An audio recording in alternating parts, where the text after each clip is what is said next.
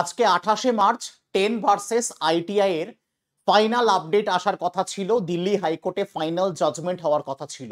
21শে March জানিয়ে দিয়েছিল Delhi high court থেকে 28শে মার্চ এ ব্যাপারে সম্পূর্ণ চূড়ান্ত সিদ্ধান্ত দেওয়া হবে, কিন্তু দশচক্রে ভগবান ভূতের হওয়ার মতো একেবারে ঘটনা পুরো 360 ডিগ্রি ঘুরে গেল। কি হলো যে আজকে যিনি এই কেসটা শুনলেন তিনি আগের জাজ নন, অর্থাৎ জাজ বদল হয়ে গেল, অর্থাৎ বিচারক বদল হওয়ার কারণে তিনি আবার নতুন করে শুনছেন এবং এর একটা নেক্সট হিয়ারিং ডেট এলো কবে? হ্যাঁ, 26শে মে।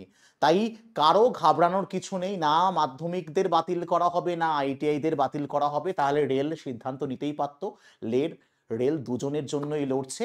তাই 26শে মে এর চূড়ান্ত সিদ্ধান্ত আসবে কিনা বলা যাচ্ছে না, বাট নেক্সট হিয়ারিং 26শে মে। এরকমই আপডেট জানার জন্য টেক্সট বুকের সঙ্গে জুড়ে থেকো।